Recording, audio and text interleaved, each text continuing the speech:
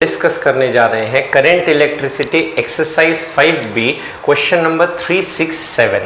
तो question number 3 आते हैं। ये क्वेश्चन है, in the given circuit it is observe that current I is independent of the value of resistance R6।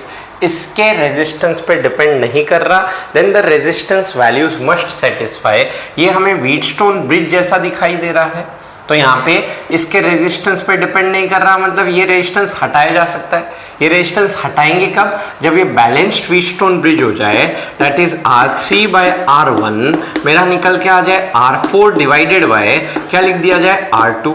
Cross multiply करोगे, यहां से आया R2 into R3 is equal to R1 into R4 करके, तो ये ऑप्शन हो गया R2 R3 is equal to R1 R4, option number C, सीधा व्हीटस्टोन ब्रिज बैलेंस वाला।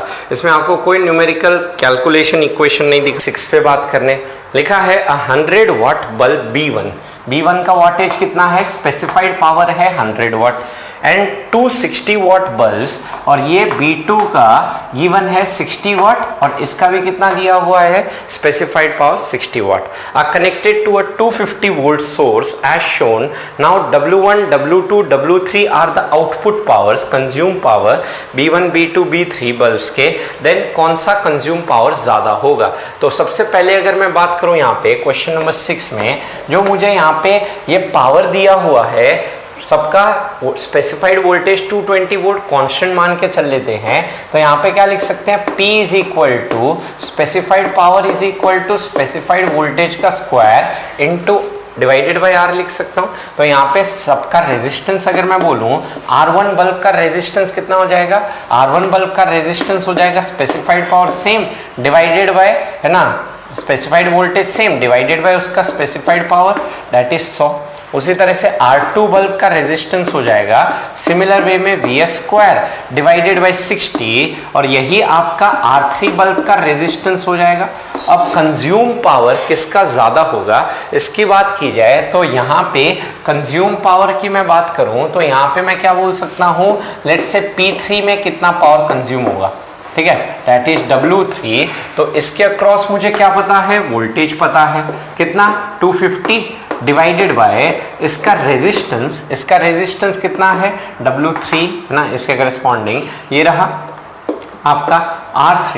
यहां से आप क्या लिख सकते हो? R3 की वैल्यू लगा देते हैं, तो ये आया 250 का होल स्क्वायर डिवाइडेड बाय क्या लिख सकता हूं?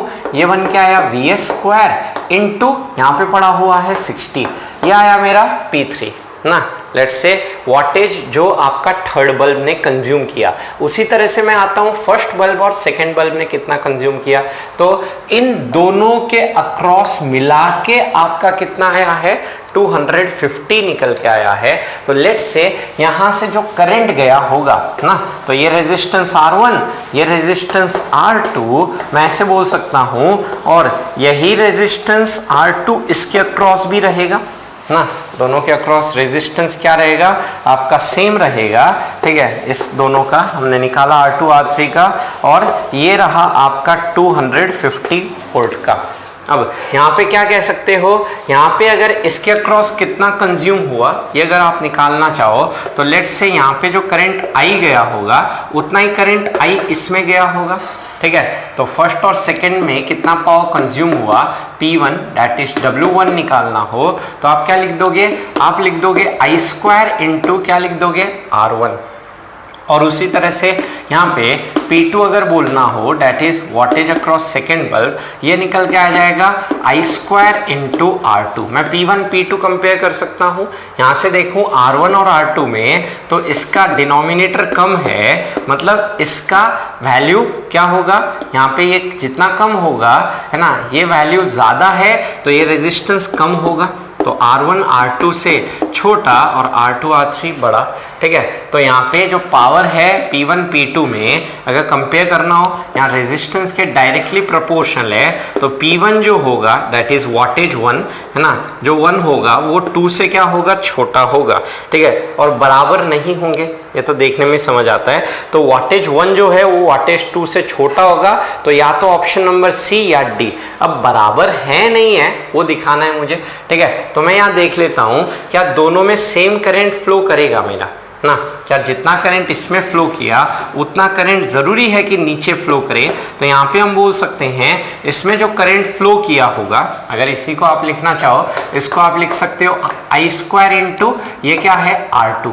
अब यहाँ पे हम देखना चाहते हैं बस क्या है W2 W3 की हम देखना चाहते हैं, ये पावर और इस पावर को कंपेयर करना चाहते हैं। तो R2 तो दोनों का सेम है, अब I देख लिया जाए I किसका ज्यादा होगा। तो यहाँ पे मैं देख सकता हूँ I को कंपेयर करके दिखाऊं, कैलकुलेशन हम जाने की जरूरत नहीं।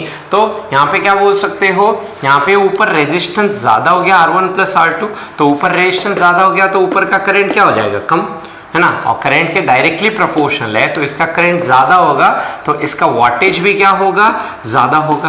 तो W3 W2 से ज्यादा होगा, तो W3 W2 से ज्यादा होगा, देयरफॉर हमारा ऑप्शन क्या निकल के आ गया, ऑप्शन नंबर डी।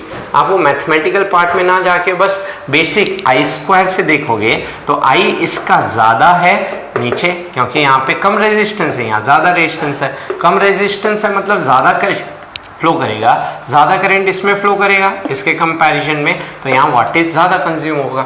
तो ये है क्वेश्चन नंबर 6 का सॉल्यूशन। यहाँ तक स्क्रीन नंबर 7 में express which of the following setup can be used to verify Ohm's law ना, V equal to IR, ammeter and volt meter are ideal. तो ammeter हमेशा आइडियल एमीटर किस में लगाया जाता है, सीरीज में, और आइडियल वोल्ट मीटर किस में लगाया जाता है, पैरेलल में ना, ये हम जानते हैं। तो यहाँ पे क्या बोल सकता हूँ, ऑप्शन नंबर सी और ऑप्शन नंबर डी देखोगे तो वहां पे वोल्ट मीटर आपका सीरीज में दिख रहा है, तो इसीलिए ऑप्शन सी और डी गलत हो गया। अब ऑप्शन नंबर ए और बी आ जाओ। तो हम बात करना चाहते हैं जो एमीटर लगाओगे वो किसी रेजिस्टेंस के अक्रॉस करंट कितना पास हुआ वो चेक करने के लिए लगाओगे।